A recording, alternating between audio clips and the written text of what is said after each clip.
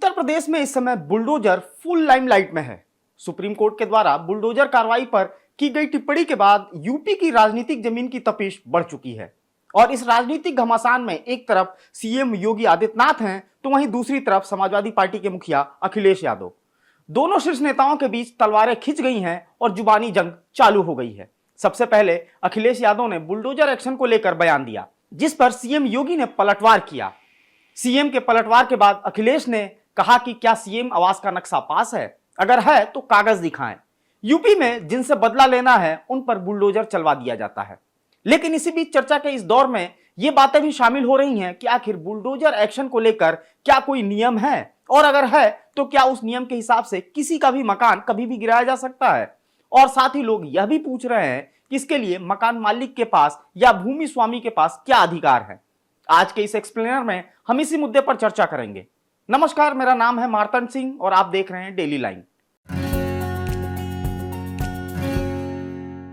Bulldozer पर UP की सियासत गर्मा गई है। बुलडोजर एक्शन को लेकर सीएम योगी आदित्यनाथ और अखिलेश यादव के बीच घमासान मचा हुआ है। इसकी शुरुआत अखिलेश यादव ने की। अखिलेश ने कहा कि 2027 में यूपी में सरकार बदलेगी और इसके बाद वो सभी बुलडोजरों का रुख गोरखपुर की तरफ मोड़ देंगे। गोरखपुर यानी कि सीएम योगी आदित्यनाथ का गृह जनपद। अखिलेश के इस बयान पर योगी ने पलटवार किया। सीएम योगी ने कहा कि बुलडोजर पर हर व्यक्ति के हाथ फिट नहीं हो सकते, इसके लिए दिल और दिमाग दोनों चाहिए। बुलडोजर जैसी क्षमता और दृढ़ प्रतिज्ञा जिसमें हो वही बुलडोजर चला सकता है।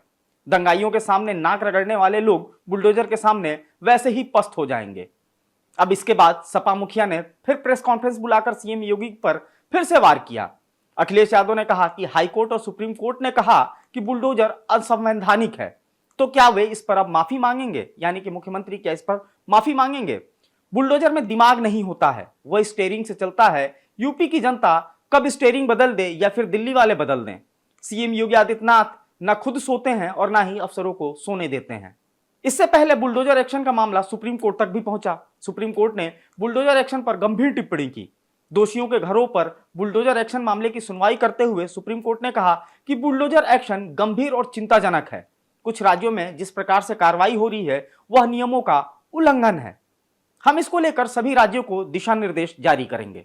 जस्टिस वीआर गवई और केवी विश्वनाथ की पीठ ने मामले की सुनवाई करते हुए इस प्रकार के आदेश जारी किए।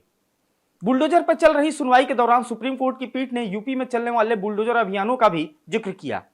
कोर्ट ने यूपी सरकार की ओर से चल रहे डेमोलिशन अभियान को लेकर पेश किए गए एफिडेविट की सराहना की। कोर्ट ने कहा कि उत्तर प्रदेश के गृह विभाग के विशेष सचिव की ओर से दाखिल किए गए शपथ पत्र की हम सराहना करते हैं। दरअसल यूपी सरकार की ओर से गृह विभाग के विशेष सचिव राकेश कुमार ने सुप्रीम कोर्ट में शपथ पत्र दाखिल किया था। एफिडेविट में सरकार की ओर से कहा गया कि प्रदेश में जो भी ध्वस्तीकरण की कार्रवाई हो रही है वो कानून के दायरे में और नियमों के पालन करते हुए की गई है। शपथ पत्र में एक एक घटना में विपक्ष के नेताओं की ओर से लगाए गए आरोपों का सिलसिलेवार तरीके से खंडन किया गया। एफिडेविट में बताया गया कि किस तरह सरकार ने सभी घटनाओं में नियमों का पालन किया। इसमें बताया गया कि ध्वस्तीकरण की कार्रवाई यूपीएम शहरी नियोजन एवं विकास अधिनियम 1973 की धारा 27(1) के तहत की गई है।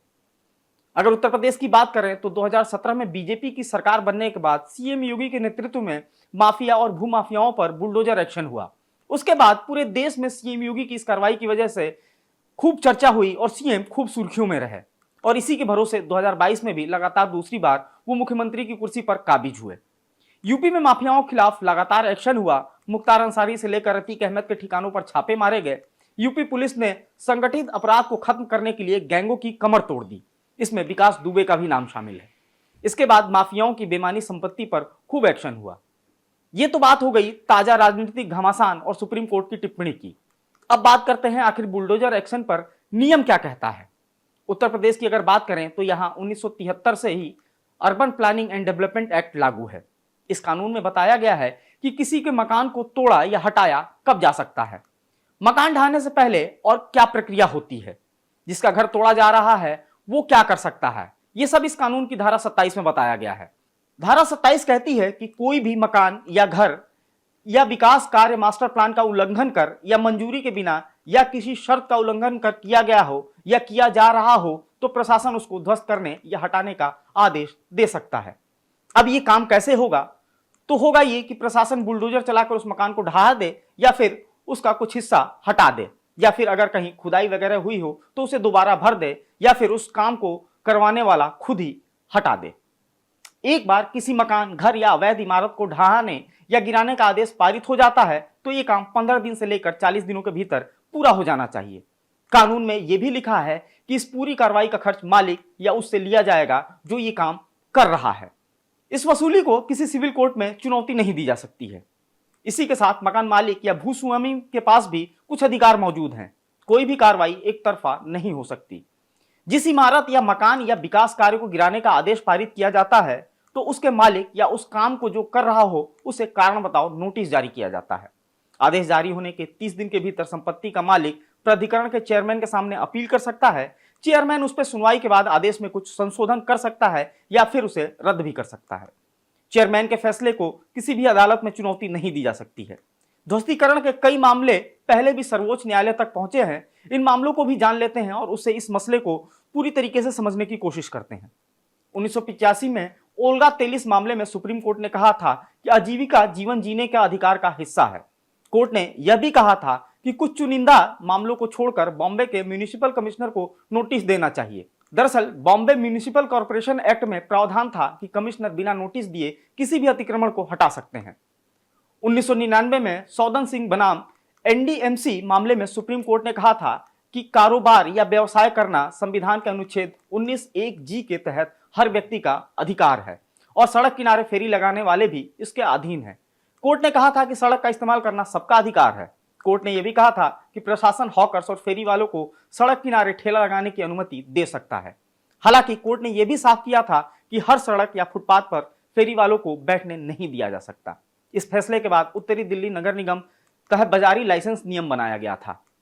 1996 में अहमदाबाद नगर निगम बनाम नवाब खान गुलाब खान मामले में सुप्रीम कोर्ट ने कहा था कि अगर अतिक्रमण नया है तो उसे बिना नोटिस के हटाया जा सकता है, लेकिन अतिक्रमण लंबे समय से है तो प्रशासन को हफ्ते भर या फिर 10 दिन पहले नोटिस देना जरूरी है।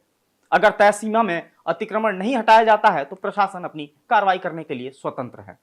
वहीं अगस्त 2020 में सुप्रीम कोर्ट ने दिल्ली एनसीआर में रेलवे की जमीन पर बनी 48,000 से ज्यादा झुग्गियों को हटाने का आदेश दिया था। हालांकि कोर्ट ने यह भी साफ किया था कि वो झुग्गियां तब तक नहीं हटाई जा सकती जब तक झुग्गी वालों को रहने का इंतजाम अलग से नहीं किया जाता। अब इन पूरे प्रकरणों से उम्मीद है कि आपको बुलडोजर एक्शन से जुड़े सभी पहलुओं, खासकर नियमों की जानकारी जरूर मिल गई होगी। ऐसे ही रोचक जानकारियों के लिए आप फॉलो करते रहें हमारे डिजिटल प्लेटफॉर्म डेली लाइन को।